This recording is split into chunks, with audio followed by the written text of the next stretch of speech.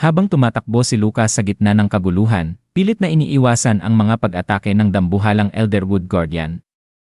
Ramdam niya ang panghihina at galit sa sarili.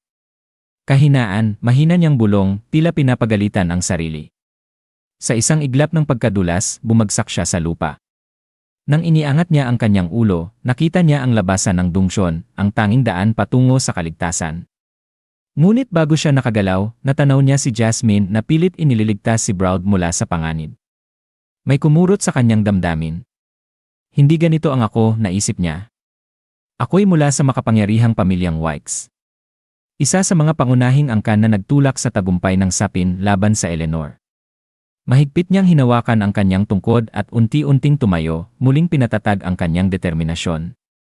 Ngunit sa halip na tumulong, itinapat niya ang tungkod kay Arthur, na nooy buhat-buhat si Samantha. Itong tungkulin ko. Manatiling buhay at ipagpatuloy ang aming lahi, bulalas niya. Bigla niyang pinakawalan ang isang malakas na apoy na tumama kay Arthur, dahilan upang ito'y tumalsik. Nabigla ang lahat sa kanyang ginawang pagtataksil. Agad tumakbo si Jasmine upang lapitan si Arthur, ngunit muling umatake si Lucas at sumabog ang paligid. Napalipad sina Jasmine at Brown, subalit mabilis na gumamit ng mahika si Elijah upang saluhin sila. Jasmine. Ikaw! Sigaw ni Elijah, litong-lito sa pangyayari. Ngunit agad na itinutok ni Lucas ang kanyang tungkod sa kanya habang may mapanuksong ngiti. Huwag kang gagalaw kung ayaw mong pasabugin kita rin. Pagbabanta niya. Nagngingit-ngit si Elijah. Ano bang ginagawa mo, Lucas?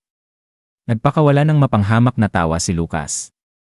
Akala niyo ba itataya ko ang buhay ko para sa mga gaya niyong hamak na karaniwang tao? Anya. Dapat pa nga kayong magpasalamat. Makikilala kayo bilang matatapang na bayani na sumagupa sa halimaw upang bigyan ako ng panahon para makatakas.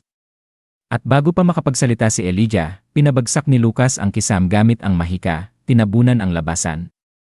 Ipapamalita ko sa lahat ang kabayanihang ipinakita ninyo, dagdag pa niya ng may ngiting mapanlinlang. Pilit na nilapitan ni Elijah si Lucas, ngunit biglang umatake ang Elderwood Guardian at tinumba siya.